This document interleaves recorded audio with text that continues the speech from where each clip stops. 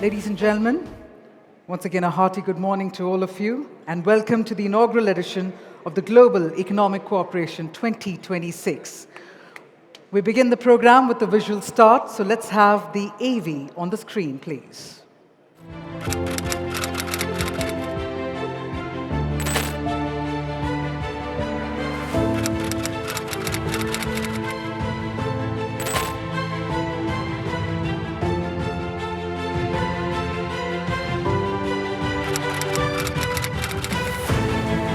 There are many like-minded countries that share our commitment to an open, stable, and rules-based global system. In this increasingly multipolar world, we must develop more varied and deeper relations with multiple partners.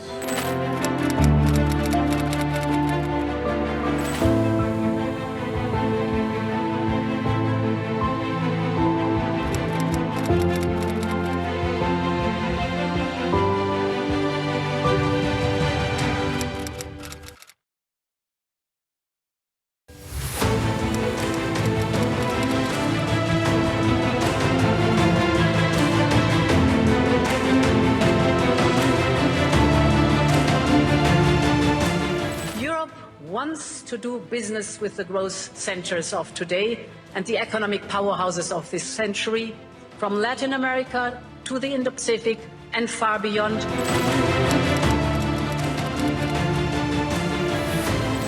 Come, let us invest together, innovate together, and grow together.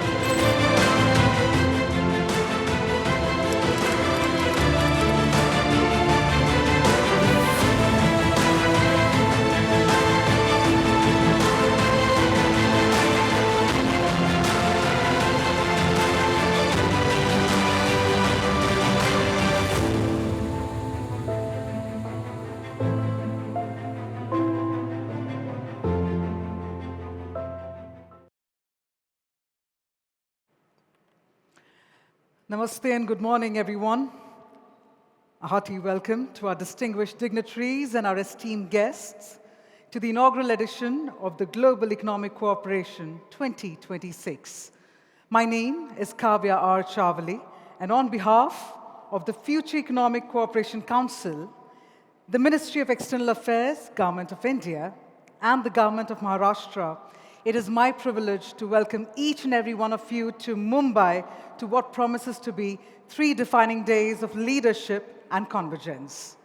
As you can all notice that we are all gathered here at a moment of real transition in the global economy. Trade routes, for that matter, are being redrawn. Strategic alliances are taking new shape. Supply chains are being reconsidered with resilience and security in mind. Capital is moving differently, guided by fresh priorities and long-term thinking. Which is why in the middle of the shift, India stands in a unique position as a connector economy, as a bridge across regions, and most importantly, as a nation able to convene dialogue with credibility, scale, and intent. So with that, ladies and gentlemen, Global Economic Cooperation 2026 has been designed as more than just a conference. It is a strategic convergence, a space where political leadership, global enterprises, institutional capital, and strategic thinkers all come together, not just to simply exchange views, but most importantly, to align in direction, to explore partnerships that endure, and to build cooperation that extends well beyond these very walls. So with that, it's my absolute honor to firstly invite Dr. Vijay Chauthaiwale, Executive Director of the Future Economic Cooperation Council and Head of Foreign Relations for BJP, to deliver the introductory remarks. Please put your hands together as we get to hear from Dr. Vijay Chauthaiwale. Honorable Chief Minister of Maharashtra, Shri Devendra ji, Honorable External Affairs Minister, Dr. Jaishankar ji, members of the Advisory Board, Shri Baba Kalyani ji, and Adil Bhai, Jinul Bhai, It is indeed a great privilege for me to welcome you all on the first edition of this important conclave. A lot of things are happening this week with AI Impact Summit in Delhi and President Macron's visit in Mumbai. It is indeed heartening to see that all of you have come here. It is also our great privilege, and we are blessed with the message of Prime Minister Shri Narendra Modi. In spite of his busy schedule, he has conveyed his best wishes, which I plan to read it for you. Prime Minister's message. I am pleased to learn about the inaugural Global Economic Cooperation GEC conference organized by Future Economic Cooperation Council, FECC, in partnership with Ministry of External Affairs and Government of Maharashtra.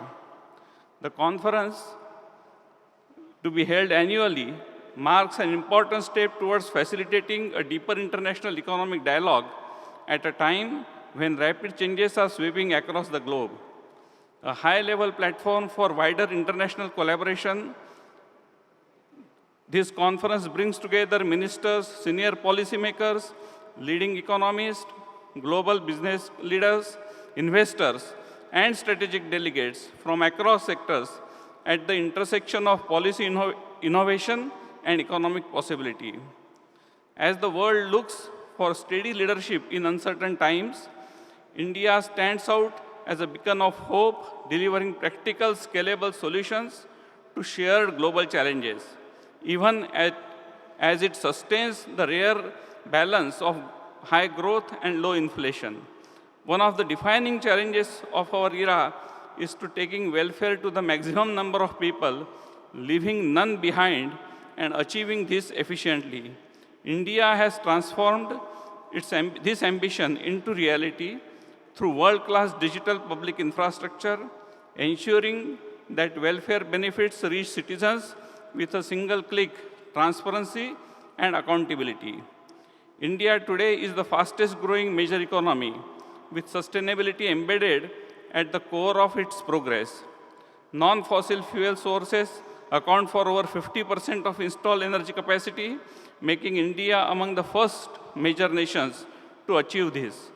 Solar capacity has extended over 40-fold since 2014, while wind energy and EV revolution have gathered remarkable momentum. India's growth story is not only rapid, but it is green, inclusive, and designed for scale. The models emerging here after adaptable pathways that are replicable for nations worldwide. The country's rise in manufacturing and sunrise sectors further strengthens its sustainability agenda. India is now world's second largest mobile manufacturer. Now the nation is diversifying into sunrise sectors such as semiconductors and rare earths, signaling a decisive push towards self-reliance, innovation, deeper integration into global value chains. In this context, global collaboration is an imperative. This platform offers an opportunity to learn from diverse development journeys, exchange proven best practices, and build a shared understanding. As the world rethinks supply chain resilience and reliability, India is uniquely positioned to reinforce trust, stability, and shared prosperity across borders. India has also evolved into confident and credible voice of a global south, shaping conversations and contributing to a more balanced and inclusive order. Through its diverse participation and forward-looking agenda, the inaugural GEC conference can be a vital bridge between economies, connecting ideas, capital, innovation, and laying a foundation for a more cooperative and interconnected global economic future. Best wishes for successful and result-oriented deliberations at the conference of GEC. Narendra Modi. Thank you. Thank you very much. I also take opportunity to introduce our board of advisors, without whose able guidance we would not have been successful in organizing this event at such a short notice. Shri Adil Jinubhai is a very well-known business icon. He was also leading a personality for Quality Council of India, as well as the Capacity Building Commission of India under Narendra Modi's leadership. Shri Baba Kalyani ji, the Chairman and Managing Director of Bharat Forge. Shri Anand Mahindra ji from Mahindra and Mahindra Chairman. And last but not least is a leading legal expert, Cyril Shroff ji. So with this, I request Shri Baba Kalyani ji to give his opening remarks. Thank you very much.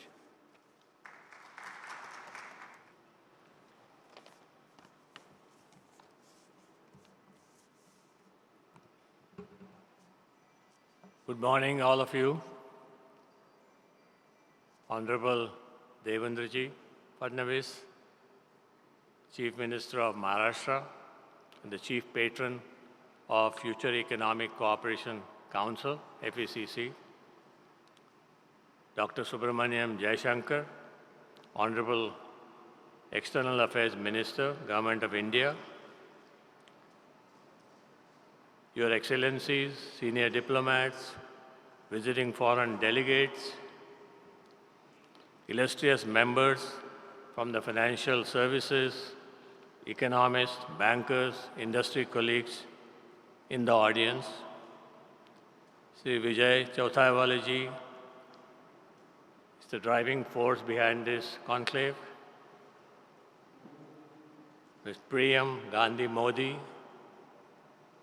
Kaustubh Davse, and our other advisor members. Ladies and gentlemen, let me first extend a very warm welcome to the visiting foreign delegates and international guests representing various nationalities to today's Global Economic Summit here in the vibrant city of Mumbai. I also take this opportunity to convey my heartiest congratulations to our Honorable Chief Minister Shri Devendra ji Fadnavis. Ladies and gentlemen, Honorable Chief Minister of Maharashtra Shri Fadnavis has been a high achiever all throughout his life, a visionary with exceptional energy, and a rare administrator with an ability to get complex projects executed ahead of promised time. That's why you see so many new infrastructure projects happening in Mumbai, and Mumbai now becoming a much more livable city.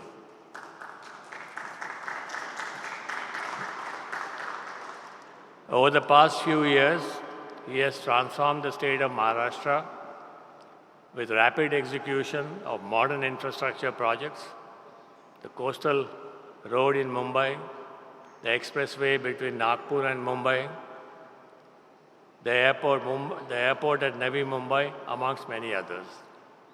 And the biggest credit to him is many of these projects have been under discussion for 30 years. He is the one who took it on and delivered it in a very short period of time. So it's a great kudos to our Honorable Chief Minister. While in the previous years, the focus was on improving connectivity of Mumbai and Maharashtra by conceptualizing the Future Economic Cooperation Council, the visionary in Devendra Fadnavis ji is now aiming at strengthening the global connectivity by connecting Maharashtra with India and with the whole world and the global south. On behalf of FECC, I must also thank Honorable Dr. Jaishankar, our Foreign Minister, the Ministry of External Affairs, for partnering with us to organize this first edition of the Global Economic Cooperation Summit 2026. I'm meeting you almost after a year, and yes, it seems like we are meeting in a whole new era. But amid this tumultuous and highly unpredictable geopolitical order, I must say your voice, Dr. Jaishankar, resonates with every common Indian and offers us the much needed strategic clarity and, more importantly, the confidence.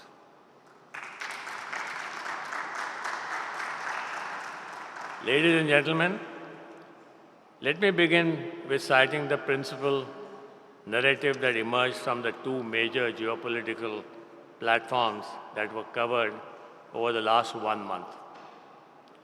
The World Economic Forum in Davos in January, and just concluded in the last few days, the Munich Security Conference held in Munich. This validates that we are indeed dwelling through some truly volatile and interesting times. At the World Economic Forum in Davos, the most interesting speech I heard was from the Canadian Prime Minister, Mike Carney, who stated that we are not witnessing just a transition, but a rupture of the global order. And he predicts the rise of the middle order and middle powers with the need to build sovereignty and strategic autonomy. And I think this is where the global connectivity dialogue comes into play. A few days ago, the US Secretary of State, Marco Rubio, in his much-viewed address in Munich, claimed that the rules-based global order is a delusion and urged the Western world and Western powers to reindustrialize and rebuild capacities. I think his reference was largely to the defense sector. There was another remark that I heard just this morning from our Honorable Foreign Minister. A well-known investor, an investor group headed by Ray Dalio, has given a small article which the headline of that article is "Under Destruction." And it says, it's official, the world order has broken down.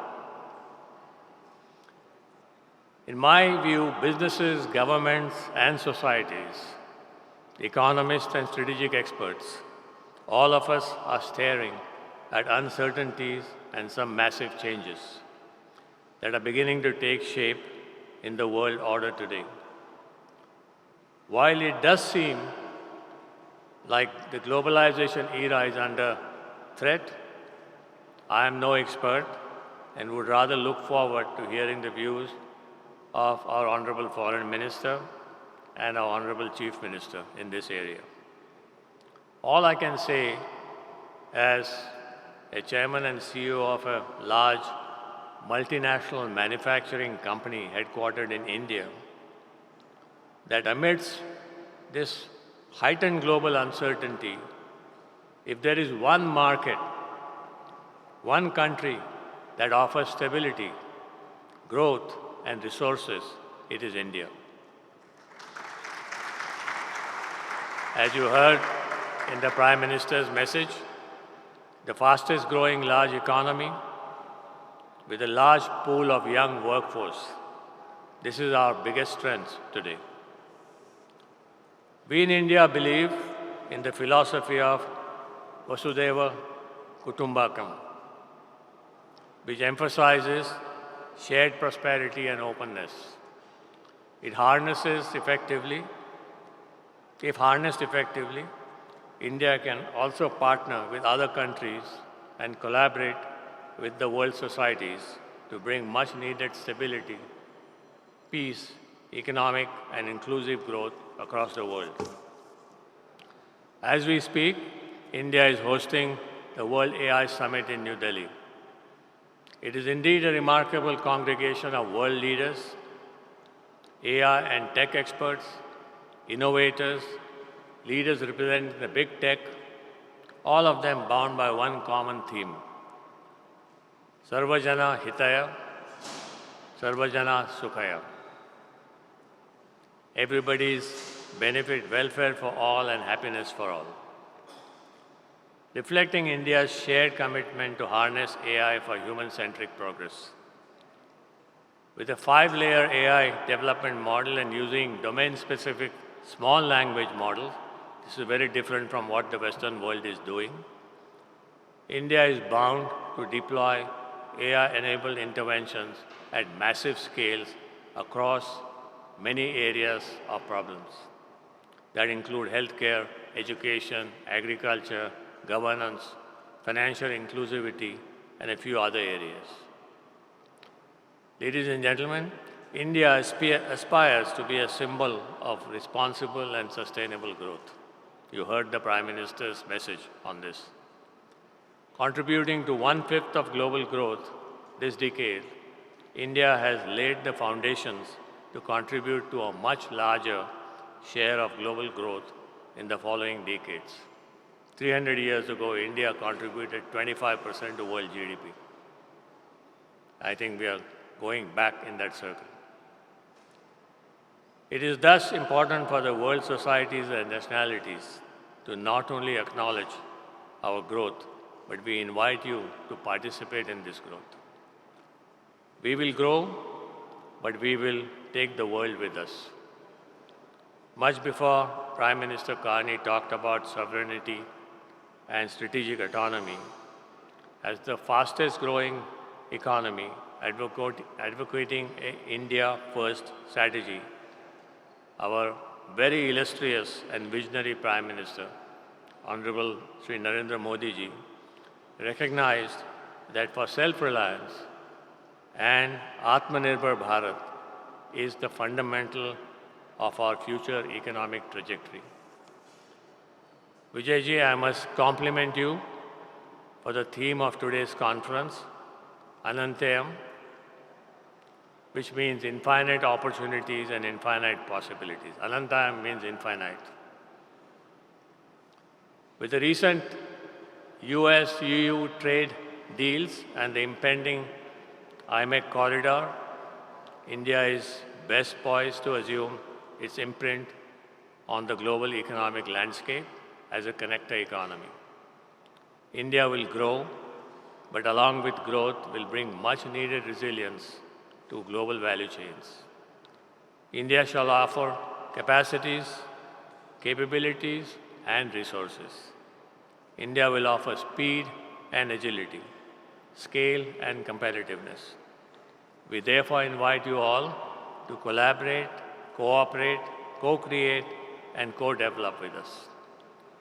Representing the Future Economic Cooperation Council, I once again humbly take this opportunity to invite you all to participate in our mission to advance global economic cooperation by promoting free trade, investment flows, and resilient economic partnerships, enabling an inclusive and sustainable global order. Over the next couple of days, the thematic sessions have been crafted on some very pertinent topics to engage the delegates in productive discussions and discourse around the corridor century, economic sovereignty, and the AI future and capital flows. I'm certain that you will find this first edition of the GE 2026 very engaging. I wish you all the very best, and thank you very much. Jai Hind.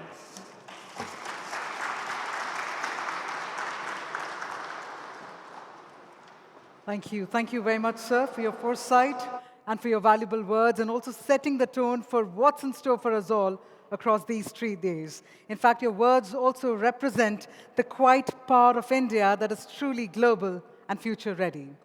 With that, ladies and gentlemen, and our esteemed guests, it's now time to hear from someone who stands as a voice of pragmatic realism in an era of shifting alliances and bold new narratives. A scholar, a strategist who serves as India's Minister for External Affairs. Please put your hands together to welcome Dr. S. Jaishankar. Chief Minister, Shri Devendra Fadnavis ji, Dr. Vijay Chauthaiwale ji, Shri Baba Kalyani ji, Shri Adil Zainul Bhai ji, friends, distinguished delegates, it's a great pleasure to join you all at the inauguration of this conclave on global economic cooperation. I commend FECC, the government of Maharashtra, and you, Chief Minister Devendra Fadnavis ji, personally, for this initiative.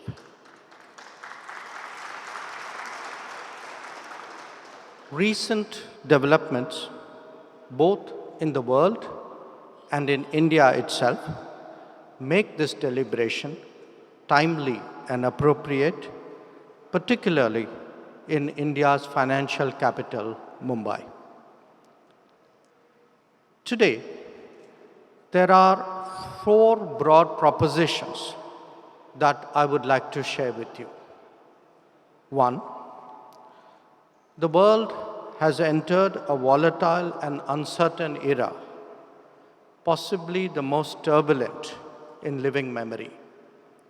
Long-standing assumptions and expectations have now become questionable. Key dimensions are transforming simultaneously, be they strategic, political, economic, or technological. 2, solutions lie in de-risking and diversifying across multiple domains. This approach is increasingly visible in the policy of nations as much as in the choices of enterprises. But despite the challenges, we must search for opportunities and solutions, infinite or otherwise. 3, India's response is to further build national capabilities, address growth challenges comprehensively, and deal with both short-term issues and long-term prospects. The reform express will continue to roll on. This has implications both on the supply and the demand side. And 4, from a position of strength, India is engaging international partners more intensively. This is demonstrated in recently concluded trade deals. We will also be more salient in the global calculus on production, on services, technology, skills, and talent. Let me now come back to the state of the world. The established global order is clearly changing before our very eyes. Replacements are hard to create, and we appear to be headed for a long twilight zone. This will be messy, risky, unpredictable, perhaps even dangerous. We have already seen this across different geographies. Aspects of the present order will coexist with elements of the emerging one. Economics will give way to politics and to security when it comes to making choices. And technology in the age of AI will be even more transformative than ever before. Friends, there are 6 notable features of the current international scenario. 1, the US is determined to re-industrialize at any cost. This is central to its tech future. 2, China's manufacturing and export focus continues unabated and may even expand. 3, technology competition is intensifying and polarizing. 4, energy trade flows are being significantly redefined. 5, new mindsets are encouraging greater risk-taking, including through military means. And 6, migration and even mobility are getting contentious. Now, each nation and each society will respond as per their interests and calculations. In the case of India, my colleague, Finance Minister Nirmala Sitharamanji, stressed as recently as 2 days ago in Munich. And she said that the nimbleness and practicality of our domestic policy responses has actually enabled India to navigate these choppy waters. Similarly, nurturing multiple partnerships in the foreign policy domain has maintained our international positioning. Let me also add that in these tumultuous times, political continuity and political stability have an even greater premium. This has allowed India to carry out bold reforms, even in complicated times. In contrast, many others are today in a defensive crouch. Let me now turn to de-risking. Lessons from COVID and from conflicts in Ukraine and West Asia, Middle East, they have already raised awareness about the fragility of our supply chains. Concentration of production has been one key factor, limitations of connectivity another. Sharper political competition has enhanced both aspects. We are today witnessing weaponization of production, weaponization of finance, leveraging of market shares, and tightening of export controls. To add to all of this, there are now uncertainties on the demand side due to application of bilateral tariffs. We are no longer concerned just about crisis situations, but day-to-day commerce as well. So the argument for de-risking across the entire spectrum, from sourcing to production and to markets, that argument is becoming more compelling by the day. In this overall context, countries are increasingly getting concerned about ensuring food, health, and energy security.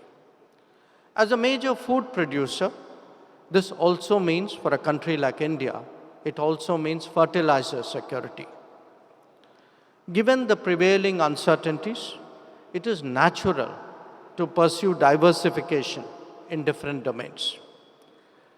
The triangulation of availability, costs, and risks have become the decision matrix. There will also be areas like critical minerals where stronger international collaboration is necessary to ensure required access. Now, that said, economic security is best served through stronger self-reliance and more trusted partners. This is particularly so in respect of large nations like India. In a globalized world, the two goals are actually sides of the same coin. Greater capabilities attract more partnerships, which in turn reinforce such resilience. As a market economy, political democracy, and as an open society, like-minded partners would see particular value in the success of India. We will not only contribute to global growth, but also to global stability, predictability, and trust. So how does India best do that? As an overall strategy, by steadily expanding its comprehensive national power in the coming decades. Prime Minister Narendra Modi has declared our national goal to be Viksit Bharat, that is, developed India, by 2047, which is the centenary of our independence.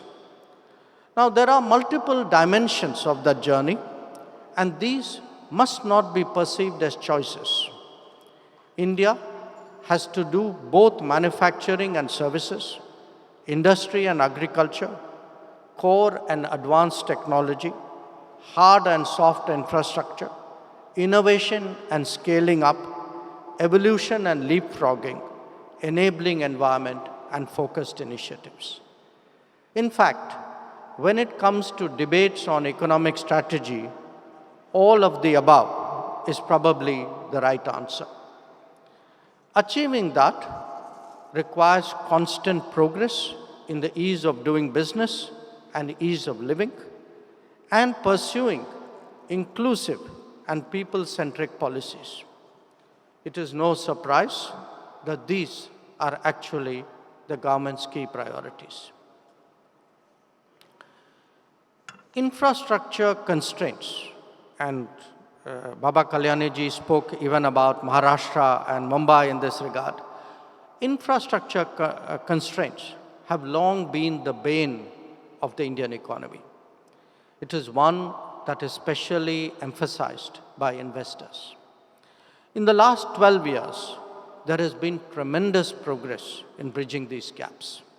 Whether it is highways or railways, aviation or ports, energy or waterways, we have truly seen impressive achievements. These have certainly improved the landscape for ease of doing business and obviously will continue to do so. Soft infrastructure has been keeping pace, including in health, education, and skilling. Digital public infrastructure has actually been the real game changer, facilitating better governance and effective socio-economic delivery. The basics of nutrition, health, housing, electricity, water, literacy, and connectivity have become much more widely accessible. Educational institutions have actually doubled in this period, even as social indices have risen markedly. The cumulative impact of these autonomous happenings has made it much easier today to realize our true potential. Friends, we all clearly recognize that our lives are going to be more intensively saturated by technology. To ensure its interests and make its contribution, India is accelerating its industrialization. The focus on Make in India has been extended to cover research, design, innovate, and co-create in India. It is only by maintaining a broad industrial base that India can generate its own technologies. This is also a moment to leapfrog. We have the talent, we have the ambition, and we have the determination to embrace advanced technologies to that end. So whether it is playing catch-up or treading uncharted paths, a range of new initiatives are underway. These cover semiconductors to microelectronics, defense to space, drones to shipping, or renewables, and most of all, AI. That the recently presented budget shone the spotlight specially on biopharma, nuclear energy, and critical minerals is a sign of the times. A technology-driven world will naturally also be a talent-driven one. In the recent past, the flow of skills and talent across the world has been a powerful driver of economic growth. While irregular migration has created a backlash in some societies, these realities of demand and supply cannot be disregarded. However, they can and they do take new manifestations. The proliferation of global capability centers is noteworthy, and India's relevance to the international economy has actually found one more avenue. In fact, in a much broader way, our favorable demographics are encouraging a larger and more substantive Indian participation in the global workforce. And India, with greater capabilities and with greater confidence, is understandably negotiating mutually beneficial arrangements with more partners. This year alone, we have the FTA with the European Union and a trade deal with the United States. Last year, it was the United Kingdom, EFTA, New Zealand, and Oman. And before that, there was UAE, Australia, and Mauritius. Commerce and Industry Minister Piyush Goyal and his team have shown great perseverance and tremendous commitment in securing greater market access for Indian products and services abroad while protecting our sensitive sectors. Quite apart from its growth and employment benefits at home, it helps address the de-risking challenge by presenting Indian options as part of a global solution.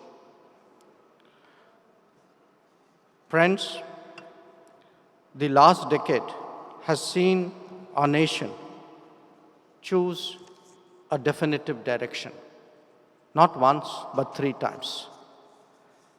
People have preferred solutions over slogans, delivery over promises, efficiency over leakage, and good governance over mismanagement.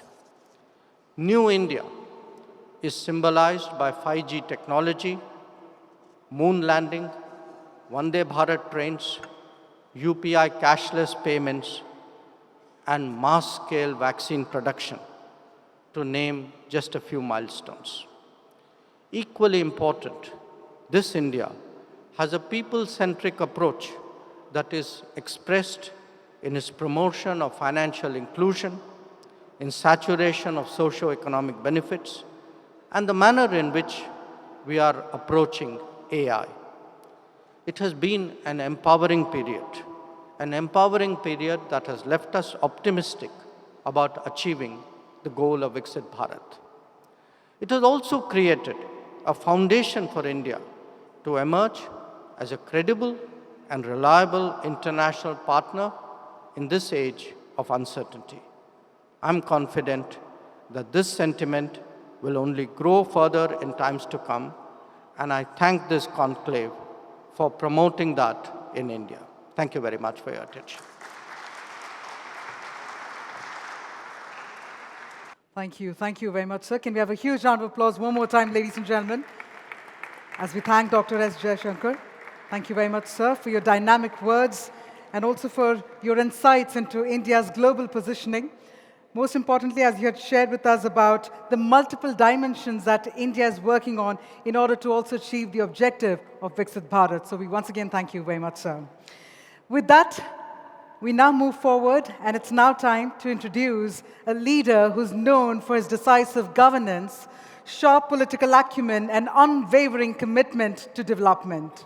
A dynamic force in Indian politics, recognized for his focus on infrastructure and urban transportation. Ladies and gentlemen, please put your hands together to welcome the Honorable Chief Minister of Maharashtra, Shri Devendra Fadnavis.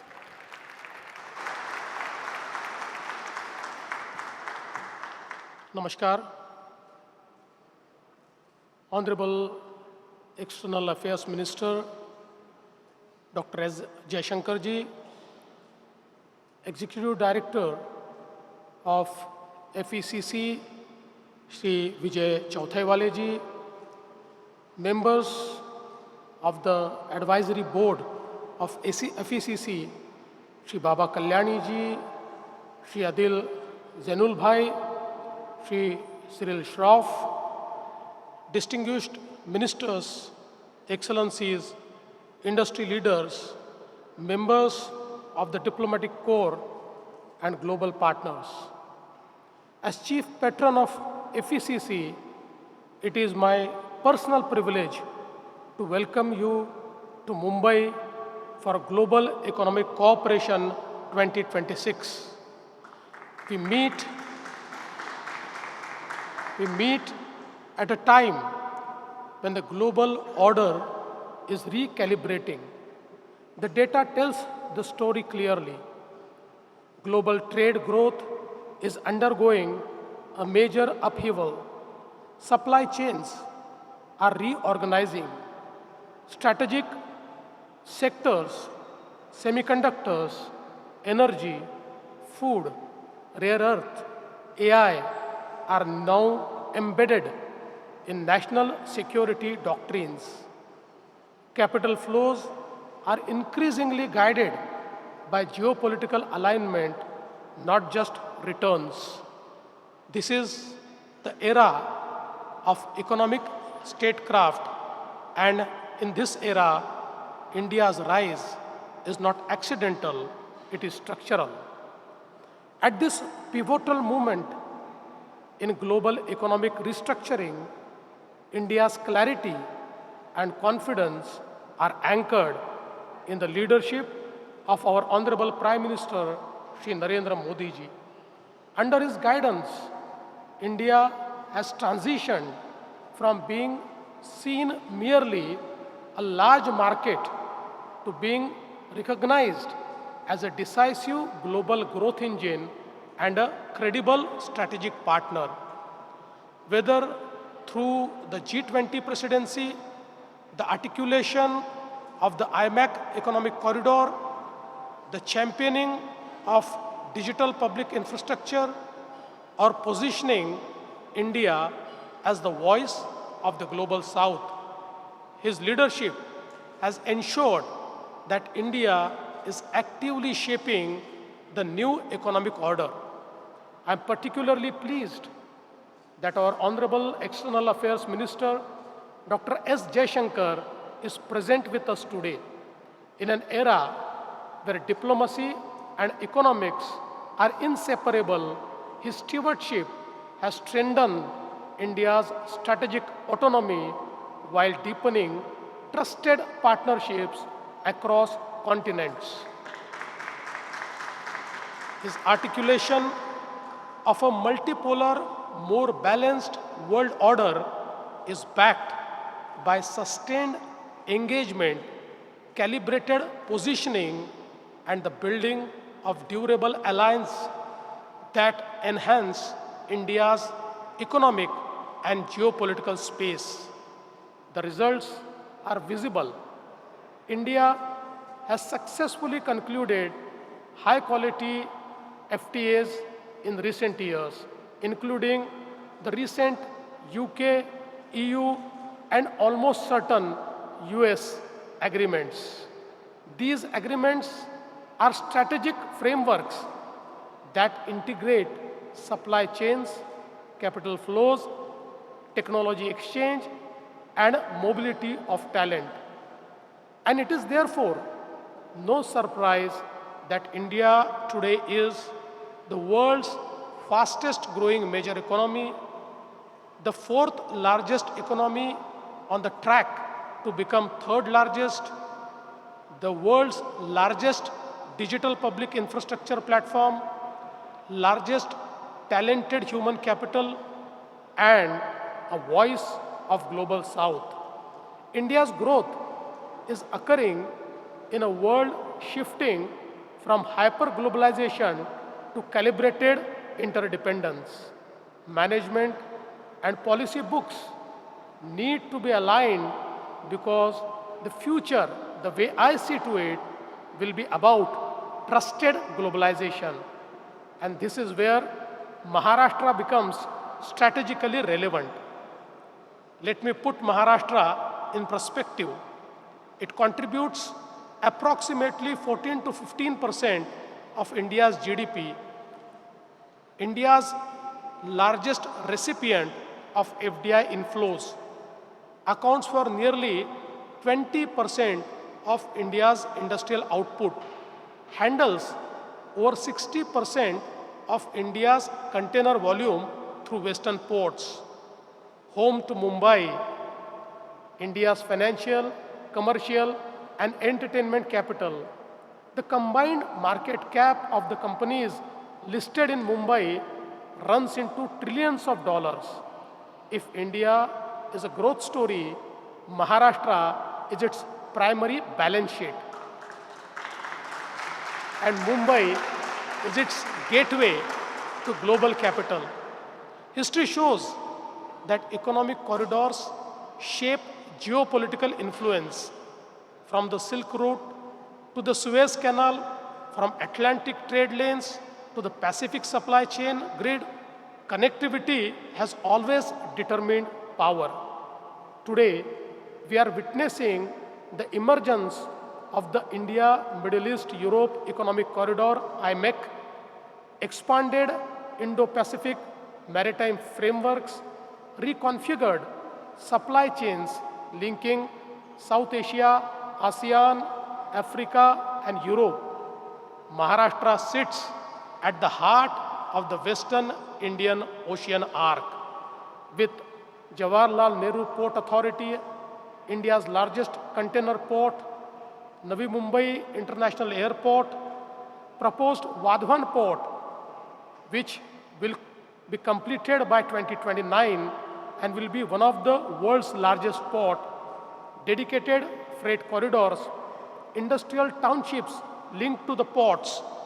Mumbai is geographically positioned to be the western anchor of IMEC. This is not symbolic, it is logistical, financial, and strategic. Global manufacturers are diversifying supply chains. The shift is measurable.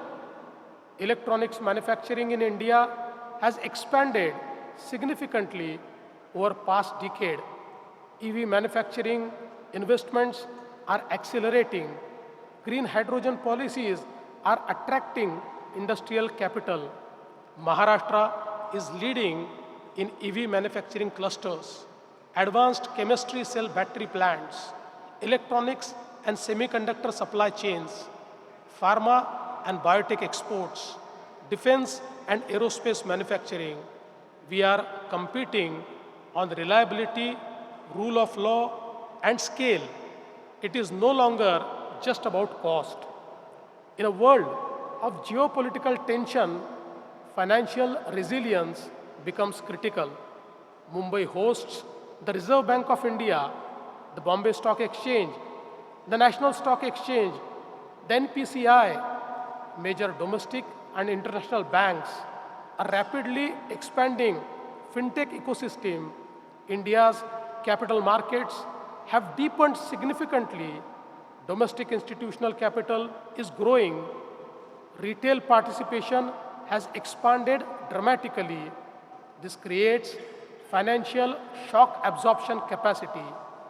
We are now expanding municipal bond financing, infrastructure investment trusts, green bonds, sovereign fund partnerships, infrastructure, logistics, renewable energy, digital infrastructure. These are durable assets in volatile times. A critical theme in this forum is Western Indian Ocean Corridor. Africa is projected to be home to nearly a quarter of the global population by mid-century. Energy routes through the Arabian Sea remains globally vital. Food and fertilizer security depend on stable maritime logistics.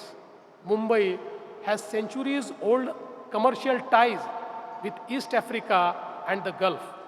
Today, we are expanding cooperation in port management, blue economy projects, renewable energy, capacity building, fintech inclusion. Economic cooperation in this region enhances strategic stability.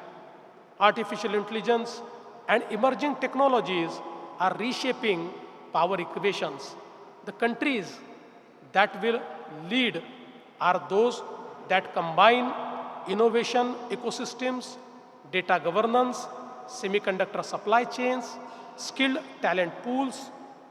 India has demonstrated how digital public infrastructure can scale inclusion at population scale. Maharashtra is building AI innovation parks, data center clusters, skill universities aligned to advanced manufacturing, public-private innovation partnerships. Technology must be trusted. Supply chains must be transparent, and governance must be democratic. This is the model India offers. Climate vulnerability is now a geopolitical factor. Energy transitions are altering trade flows. Green hydrogen corridors are emerging. Carbon border mechanisms are reshaping exports. Maharashtra is investing heavily in utility-scale solar, offshore wind potential, green mobility, circular economy models, climate-resilient urban infrastructure. Growth without sustainability will not attract long-term capital. Climate responsibility is now part of economic diplomacy. Economic sovereignty does not mean self-containment. It means diversified trade relationships, domestic manufacturing capability, energy security, financial depth, technological capacity. India's approach is clear: strategic autonomy with cooperative engagement, and Maharashtra's approach mirrors that principle. We seek partners, but we seek enduring partnership, not transactional ones. To the sovereign funds from the Middle East and the world, to the institutional investors from Europe and North America, to the development banks, to the African and ASEAN partners, to the Indo-Pacific democracies, Mumbai is open. Maharashtra is stable. India is rising. We are building a $1 trillion state economy. We are investing massively in infrastructure, logistics, digital ecosystems, and sustainable industry. We are aligning economic growth with geopolitical stability. Let me conclude with 3 propositions. 1, the future global order will be corridor-driven. Maharashtra is prepared to anchor the western node of that order. 2, financial resilience will define influence. Mumbai offers depth, regulation, transparency, and scale. 3, in a multipolar world, trusted partnerships will outperform ideological blocks. India offers trust. This conference is a platform to architect the next framework of cooperation. From Mumbai, a city built on maritime trade, entrepreneurial spirit, and global engagement, let us shape an economic order that is resilient, inclusive, and strategically stable. The multipolar world is not a risk. If designed well, it is an opportunity, and Maharashtra stands ready to help design it. Thank you. Jai Hind, Jai Maharashtra. For his powerful words and for his pioneering presence with us here this morning. In fact, your vision for progress, for innovation, and for inclusive growth truly steers Maharashtra's journey ahead.